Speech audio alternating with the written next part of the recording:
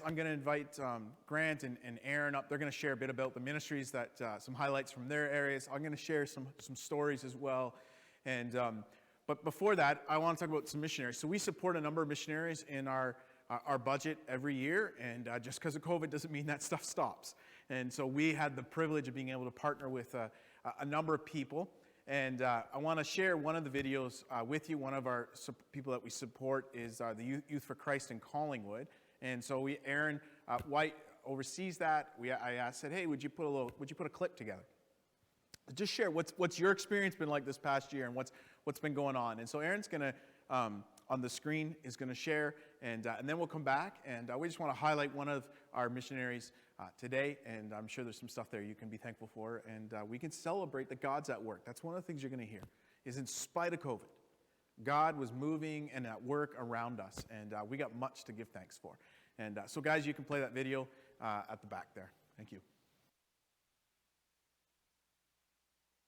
This is Aaron White from Youth Unlimited YFC in Collingwood. We want to thank you for partnering with us last year for the work that we do with all the young people that we see in Collingwood and the surrounding area. As we enter 2021, I want to take just a few minutes to update you as to how we've been navigating this current pandemic, what youth ministry looks like, and what our plans for the future are. Last March, when the lockdowns began, we were just in the midst of rolling out several initiatives that allowed us to engage with young people surrounding mental health. Prior to COVID-19, we began to get very concerned with the mental health of our young people. And now that we're under the mandated lockdowns, we have become even more concerned. When the lockdowns happened, we were not able to offer the type of in-person ministry like many other churches and organizations. We were just not able to offer the in-person ministry that we wanted to, that we were actually preparing to launch. So, however, this didn't stop us from thinking outside the box to continue launching these things. Between March and June of 2020, we launched several online initiatives that we have kept our young people connected and safe, all the while taking care of their needs mentally, socially, spiritually, and physically. So since March 2020, we've launched yuchat.ca, and this is simply a live initiative where a young person can go online to yuchat.ca, call us, or even chat with us live and in person. And they can talk to myself or Danielle or another staff person that they need to, depending on the region that they're in, because it's a regional thing that we started. And this goes from 12 p.m. to 12 a.m. Monday to Friday. We also launched YU Media, and this is an online social media-based resource bank that we created video and audio streaming initiatives to keep our young people engaged within spiritual discussion. We also offered online coaching and mentoring that we still do now, where we will hop on to Google Meet or Zoom and just simply check in and be a listening ear to the young people should they need it, and it's been so needed. When the summer months ended and school was back in, we were able to create an in-person program that was very successful. We noticed very early on that the young people that were part of the smoking pit kids were not able to stay on school property, and so they were gravitating over to Hope Chapel, which is the church right across from Collingwood Collegiate. So we saw this as an opportunity. All the while, these kids were hanging out in large numbers. And so we set up very strict guidelines and perimeters where we wanted them to see that they were able to come and be welcomed, but they had to follow the public health guidelines. So we created a reservation system where they could come in and put their name on a list, and they could come inside the church. We would give them coffee, tea, or hot chocolate, a snack of some sort, all following public health guidelines. And they could come inside and they would sit in a circle, which is kind of funny because they didn't normally do that. But they would come in and sit with 10 of their friends for 20 minutes at a time. And we did this every day, Monday to Friday, between 1:30 and 3:30 every day. And we saw between 30 and 50 kids a day at this program.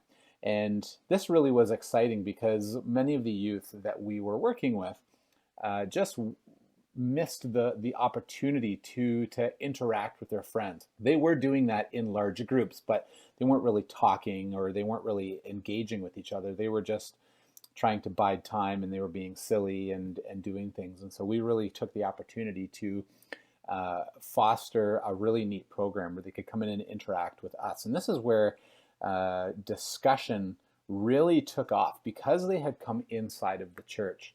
The threat of being able to ask faith-based questions just disappeared.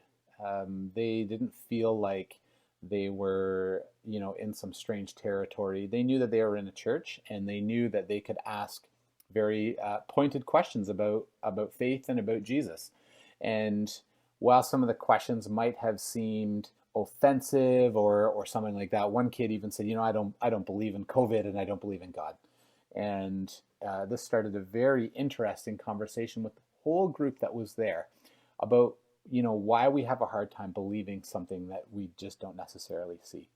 And that's really what our day was like within this program. And we're likely to restart this once school restarts, and we can offer this because we've been kind of given the go-ahead from public health to do this as we had done before. As we move into the summer months, which is a very strange thing to be thinking about, it's all going to be dependent on where we're at with this pandemic. But we normally offer summer camp to youth at the end of August. So, and that is not off the table yet, but we really have to judge based on current restrictions and what we're allowed to do. So as we head into the summer months and things warm up and we'll be outside a little bit more, it's likely that we're going to be able to offer some things that can be outside in a very safe way. And we'll keep you posted as those materialize, because at this point we're just not able to tell where we're going to be at in the next 4 to 5 months. And so as we move forward, we're going to be really looking at the initiatives that we created, both the in-person gatherings and the online. And as the restrictions lift, we'll be able to maneuver those things.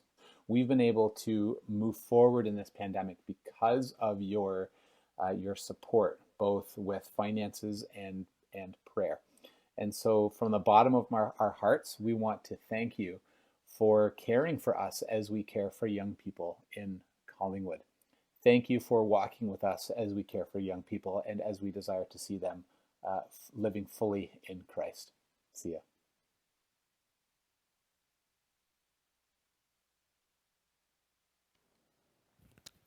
We're good? All right, thanks. I'm going to invite Aaron and Grant to come up. And as you know, last year we made some changes in our staffing models. I think they were for they were needed and made us a little more sustainable in our staffing models. And Aaron, who oversees our music here on Sunday morning and helps organize our services, Grant oversees our youth ministry. They both started, and I think it was a week later, everything went crazy all around us. And so our in-person activities got canceled. And so we had to rush to figure out how to move forward. And I know that's been a challenge for these guys. It's not a good way to start, but they have made the best of it that they can. And I have come to appreciate over this past year the work that these guys have done and being willing to kind of step in and do whatever needed, and also be flexible, because it's the year of being flexible that we're still in. It's not just last year, but we're still in. And so I've asked these guys to come and just share a bit of their experience and also what their hope is moving forward. And so they're going to take a few minutes each to do that. I didn't ask who's going first, so you got elected, so we'll let you go. You, Grant. Alrighty. Yeah, good to be here. And I just want to take a time to just reflect on this past year. It has been difficult, but we've had a lot of good things happen. like just the fact that we've been able to run a youth program through this whole pandemic is something amazing, and honestly didn't think was going to materialize. But for summer until December, we were able to run in person, and we had around 30 youth that would attend on a weekly basis, which was just awesome. And also for the first time that I had been told in a while that we were able to split the group up and do junior and senior lesson times, which is something that hasn't been done for a while. So, and just seeing the youth come and interact in those times was just really awesome to see, and just see them dig deeper and come out of their comfort zones and being able to talk with their friend groups in their own age and not having to worry about younger or older. So that was really good. And I also have an awesome team, and they've been a big support through all of this. And just seeing them grow as leaders too has been really good. And then another highlight we had too was we had 2 of our youth get baptized this year. Noah and Emily took a big step, and they committed themselves, and now they're being influential leaders in the group as well. And I see a lot of the youth are looking towards them too for leadership, which is just awesome to see. And yeah, moving forward, we're at home right now and doing Zoom calls, so that's a little bit annoying, but hopefully we'll be back soon. And yeah, my hope for the program is that we would just keep pouring into these guys and start building up young leaders and getting them to take charge in the group and start leading games, maybe the odd lesson, and start helping out in other areas of the church that happen on Sundays or throughout the week. We already have a bunch of youth that are behind the scenes here, and they're running the sound and the visual stuff, and we wouldn't be able to do that without them. So we thank them, and we just want to keep encouraging them to take these big steps of courage and getting involved. And yeah, we're just really looking forward to what God's going to do here, and looking forward to what 2021 has in store for us. People who pray and for our youth program.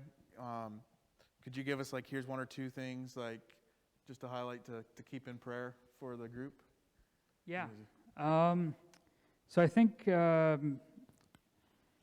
just keep the youth in your prayers, because I know this time is stressful, and having to wear the masks all the time can be really frustrating. So just for their endurance in all of this, and patience and understanding. And yeah, I'd say also to pray for our leaders, because it is a lot extra to ask of them to come out in these situations. It's a lot more stressful than just coming and hanging out on a normal youth night. So just keep those guys in prayer as well. Great. It's good to hear. Aaron? All right. Hey, everybody. So just wanted to go over some stuff from this past year. Like I was thinking back for the AGM reports we had to prepare. I was thinking back to when I first got introduced to this church and this role. It was Ryan Bodium sent me a message, said, hey, there's this youth pastor and worship pastor position up at the church. We're interviewing people. I think you'd be great for the worship pastor role. And I was like, oh, sweet. I guess I'll think about it and put my name in. 3 weeks later, he kept bugging me. He was like, hey, have you applied yet? Are you interested? Should I tell him? I'm like, okay, sure. Yeah, throw my name in the hat. We'll see what happens. Didn't really know if I had enough time. Didn't really know if I had the skills that were required. And I don't have the training for sure. I didn't go to Bible college or anything. But here we are, like a year later, and I've now been involved with 50 services here at Sixth Line Church, plus or minus a few. I've overseen a team of 20 volunteers.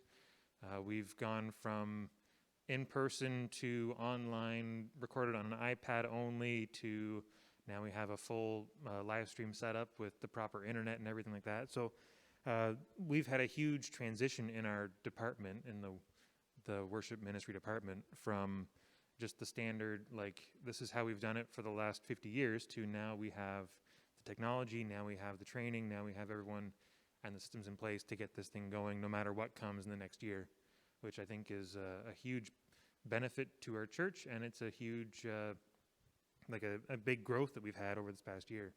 I just wanted to also give a little shout out to a few key people. Like Amber and Desiree were like 100% required for that first like 6 months of what we were doing. We could not have gotten through this pandemic, transitioning from just a webcam recording to a full, like actually produced and edited and a proper, like what we would like to post and share with you guys in a way that's not, really rough to listen to or watch or anything like that. And so those two were so influential in decisions we made for how we set up the system, what camera we got, how we've set the whole process up. Huge thanks to those two for their leadership in this and their dedication every week. Like Amber probably put in 5 hours a week, and Desiree probably put in 20 hours a week for a while there, just with how much we were doing. And that was crazy, and as volunteers, we could not have survived without them. And then I wanted to thank our main worship teams. We got the Weston Dorps, we got the Ink Pens, and the Dowdles, and the Holtz, who all at different times came in and were able to adapt and transition and be like make me not go insane doing this week after week by myself.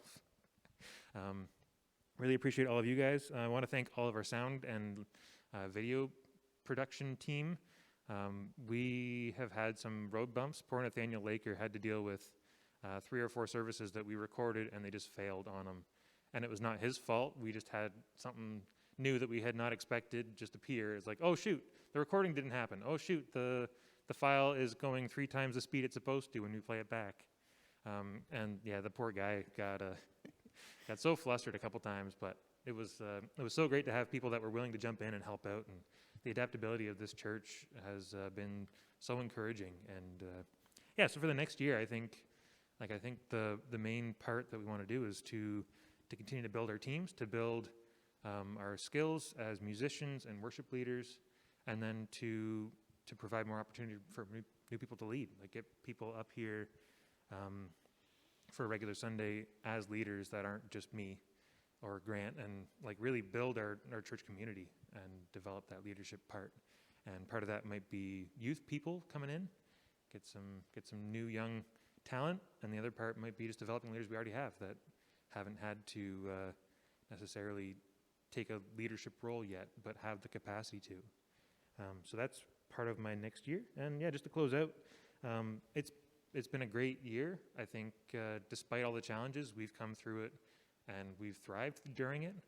It's not the funnest having no people in the church service, but hey, we can worship God no matter where we are, and I believe like wholeheartedly that God hears what we sing in our rooms or in the church altogether, that it still blesses his heart no matter what. Amen. Thank you. I will say for those, these guys are great, and if you got a question for some of the areas they oversee, you want prayer, you need someone to talk to, they're always around and being willing to talk. And so just encourage, get a hold of them, and they will answer your question. If they don't know the answer, they'll find it, but they're always willing to listen. And so just encourage you. And if you're either one of these ministries, have an idea of how you might be able to support those ministries or get involved, what I would say is let's talk. And you can get a hold of them, you can get a hold of me, and we can go from there. And because of both of them have said it's none of this happens without volunteers. And so I agree. It is really weird sitting here and, it's just us who are serving today and it's empty. It's a weird thing. But it's great to know that, we're still the church. And all of this happens because of you. And you volunteers are making a difference. And so these are a few of the stories from there. So I want to say thank you to you guys. And I'm going to share a few more stories. So I don't know if you want to sit up here or move down, but that's up to you. And let me just continue to speak to kind of what's been going on this past year.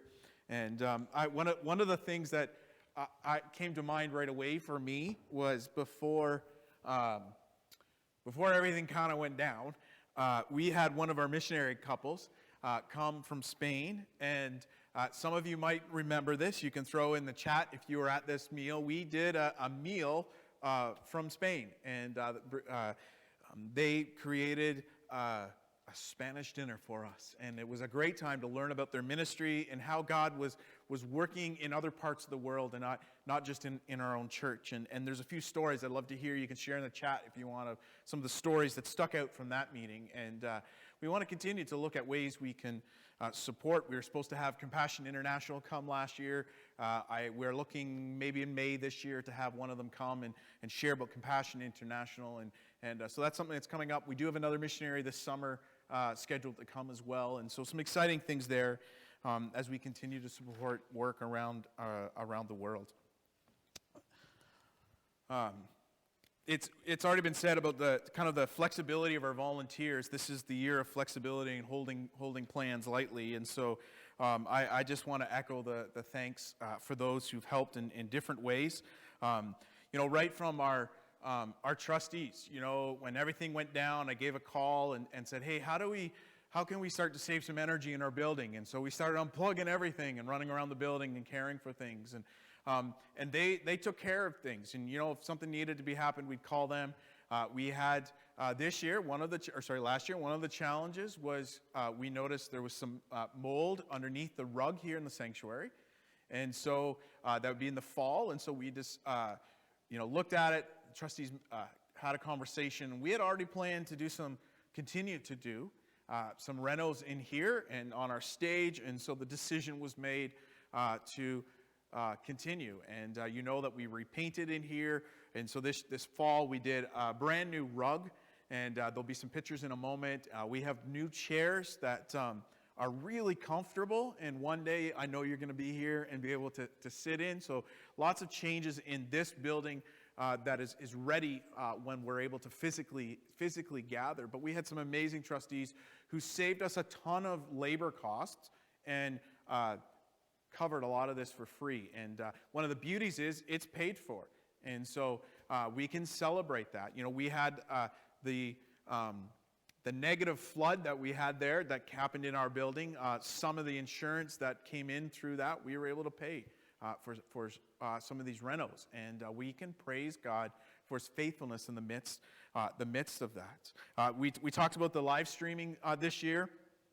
And man, that has been a huge journey for us. And as you know, even right now, we still got a few bumps, but we're learning. But the fact of that transition that's come, and we're going to continue to grow. This is not going anywhere. And, if I could speak to the future for us, we need to figure out how to kind of do a hybrid approach as we work through this. Here's the incredible thing that happens, is we haven't been able to physically gather in our space. Off and on, I know we did.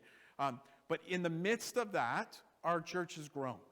One of the great things that the pastoral care team gets to do this year in March as they relook at how does the pastoral care serve our church is we get to add new names to our pastoral lists. That's an incredible thing. That is something for us to celebrate. We've had some new families connect in this year and new individuals. If you're watching one of the new ones, well, say hi to us. Let us know you're here. We are been praying for you. And so this is one of the great things that has happened. And the online reality becomes really a front door as we continue to look for ministry ahead. And so that's very important in the midst of that journey. We've added this year, we added a number of electronic ways to give. That's something that was really new. And we've been talking about it pre-COVID. COVID forced us to do that. And so giving many options for people to be able to give. And as well as I do, if you've read the AGM reports, that we saw a significant increase of giving this year. And so I just want to say thank you for that. Thank you for partnering with the church. God is giving us a responsibility. He is doing something here amongst us. And we have made, through his wisdom, I think, made good choices in moving forward and preparing. And so we need to continue to pray for wisdom on what to do with the resources that we have. One of the things that the church has done, we'll talk about this in the business meeting, but they did move some of that surplus into our benevolence fund because we do see a need that's going to increase in our community of coming alongside people. And so some money's been moved out of that. We'll talk about in the AGM, but to be able to serve our community. A couple of the ways we served our community, can't forget those. June last year, Kathy came to me and said, hey, we have this. Kathy Blaney said, hey, we got this idea for, a picnic. Could we do like a picnic where people come and get food, and then because we couldn't do it together, they can go on their front porch. And I know maybe not all of it turned out how we thought, but here's what I saw as I watched what happened is we did get to serve some people. We did get the purpose of helping people connect with people. And our name as a church went further out in the community. And I think that's important because it furthers our relationship with the community as we serve our community and just love on them. And so I don't know if we'll do that again or what's ahead for that, but it's an incredible event for us to continue to capitalize on. One of the other outreaches we did was in December. We did Christmas dinner boxes. And so within 2 weeks, the 50 boxes were all spoken for, and we gave those all out. All 50 boxes were cared for, went into homes. I think I have a note, which I can't find at the moment. That's okay. If you look in the AGM, there's some stories of people who we connected with and who gave thanks for those boxes. Something coming up, I'm going to let you know right now, is the pastoral care team has said, hey, we're going to do this again at Easter. And so you're going to hear a little more over the next weeks about this as Lent starts and we move ahead. But for Easter, we are going to do some Easter dinner boxes. And so again, 50 boxes. We want to serve our community. We'll share a little bit how you can get involved later. But I want to let you know that is coming. Kids ministry. We got to talk about kids ministry. So our kids ministry, all the plans went up in the air. They had some great plans ready to go. They knew what they were doing, and then COVID comes and kind of throws all that out. And Darylyn Dobbins came to me and said, hey, what if we did a backyard Bible club? We took some of the resources we have and ran a club. And so we ran these clubs in the backyard. We'll see some pictures in a moment of it. And got to be able to just love on the kids who call Six Line Church home. And they are building some ministry that's starting today. Some of you are already involved with that, to be able to strengthen. One of the goals of our kids ministry is not just strengthen and love and disciple those kids, but is also to resource parents and be able to build them up as they look to disciple their own kids. Small groups this year was definitely a challenge, and I'm just looking for. I have a little note here from somebody who was in our small groups. I can't find my. Let me find that. There we are. Online groups. Let me share this quote with you from somebody who was in one of our online groups this year. Being part of a virtual small group and completing Bible studies through Right Now Media has had a huge impact on my spiritual life. It was great having a way to gather virtually and watch a video together and then discuss and learn from it. In a time when it's easy to feel alone and overwhelmed, this group has provided fellowship, friendship, connection, and spiritual growth when it was desperately needed. Here's another quote from someone in a small group this past year. This is the support system I didn't know I needed.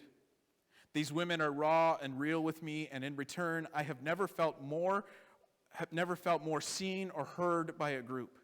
God is at work in us, both individually and collectively. It doesn't matter what the topic of study is, as long as I'm working at it with these women. I am growing in Christ. Some incredible things took place this year. I know all of our small groups didn't work out how we thought, but they did provide some great community. Let me quickly share as I wrap up here. There's lots of stories, but I want to get to the some of the pictures here in a moment. Some of the things that I think I would highlight, lessons that we've learned as a church. One is we need to embrace some of the technology that exists because it will assist us in ministry, and it's here to stay. Another thing that I would say that has been very clear is the need for community. It is really hard to do community right now, but unless we are intentional as individuals to build those relationships, to find ways to do that, it's just not going to happen. And so as a church, we need to, as leaders, and it's not just on the leaders, it's on all of us, to how do we organize ourselves and how do we facilitate environments, even right now, so that relationships can be developed and small groups or small huddles can take place where people find pastoral care and spiritual conversation and prayer and can just do life together. I think moving forward, you heard a little bit on the stage of the need for leadership development, and both of these guys shared they want to grow our leaders and be able. That is something we need to do across the board as a church as we move forward. And lastly, one of the things that's been on my heart that I'll just kind of throw out is in the midst of that as well is what does compassion work look like for us as we move ahead? How do we come alongside those who are in need in the midst of our community? I'm not saying I know what that looks like. I just want to give that challenge of what's it look like for us to love others, not just within our church. I think there's two parts. How do we care for those in our church, but also how do we meet physical and spiritual and mental and work needs and employment needs in the midst of our community around us? And I think God's got I think there's a role for us in the midst of that. As we move forward, we're going to continue to battle with COVID. It's not going anywhere. And so we need to figure out how to do this together. And here's what I know. God is with us right now. And in a year last year where everything kind of blew up, God was still at work in our community. I can share some more stories of people coming. But I want you to hear this. God was faithful. God was at work. And it's our job to come alongside and say, okay, God, use me. Where can I serve? Who's one person in 2021 that you can invest in? Maybe there's a ministry you get involved in. Maybe, there's something you start. But who are you going to serve this year? I'm not asking you to do everything. I'm asking you to do one thing. We've already heard. It takes volunteers to do what we do as a church. And so as we move ahead in 2021, it is not a year to step back or pull back. It's a year for us to make sure we stay simple, make sure we keep things easy. But there's some things that we need to do, and so and we need to come alongside and serve one another. And each of us in the body of Christ has a role to play in the midst of that. I love watching pictures, and so I'm going to get the guys to run the video here, a little 2-minute video clip of some pictures that, there's a lot of pictures taken. And so you might see yourself, you can laugh at yourself, laugh at other people. It's okay. But here's just a little clip of some of the adventures that we had this past year. This is a moment to give praise. And so give praise to the Lord. Let's play that. Six Line Church, each year we put together some pictures, and as we look back to the year before, for us this is remembering 2020 and what a year 2020 has been. We went from recording our church services in a bedroom and someone putting all those things together to recording here at the church. We saw a front porch picnic and a number of kids activities through this year, all within the realities of restrictions and lockdowns, and I think our people did good. And I just want to say thank you to those who served. Thank you to those who gave this year. And we got much to celebrate. So here's a few pictures and videos that we were able to pull together from the years from 2020. And want to just give praise to God.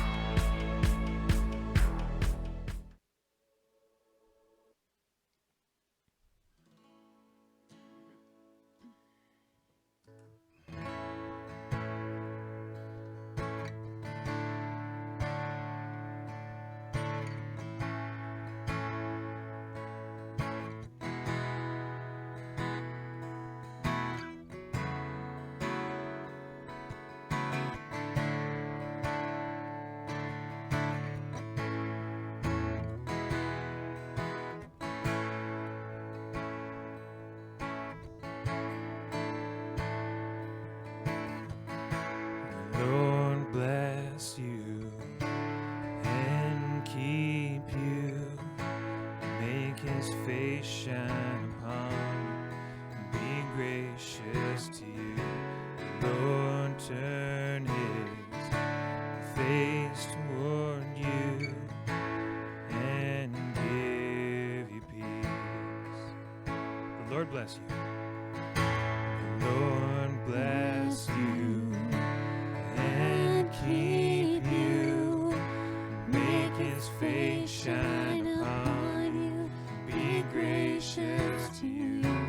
The Lord turn His face toward you and give you peace. Amen.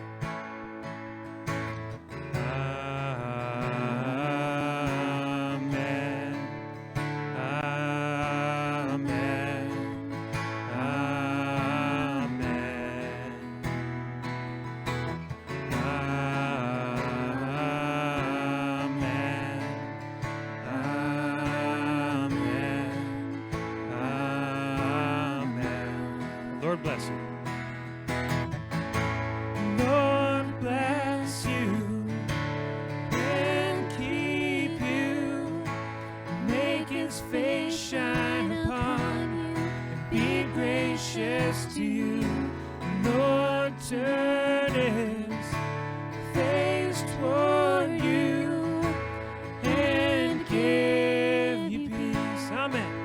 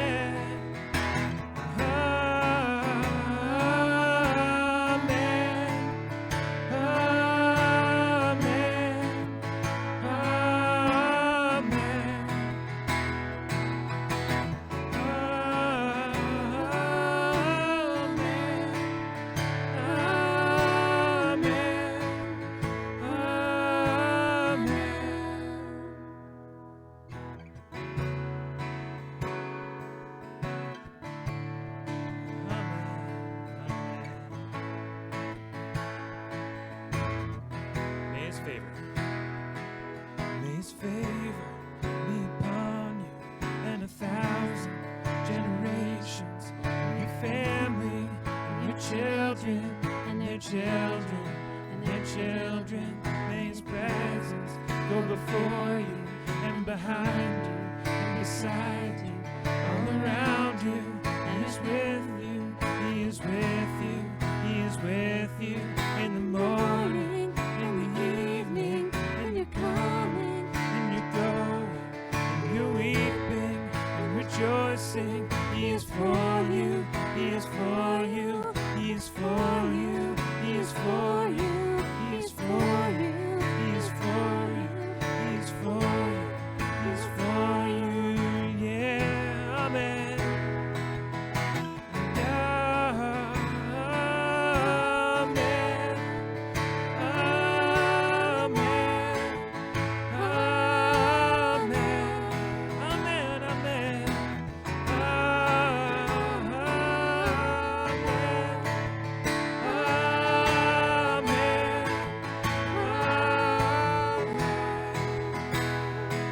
His favor be upon you and 1,000 generations, and your family, and your children, and their children, and their children. May His presence go before you, and behind you, and beside you, all around you, and within you. He is with you, He is with you in the morning, in the evening, in your coming, and you're going, and you're weeping, and rejoicing. He is for you, He is for you.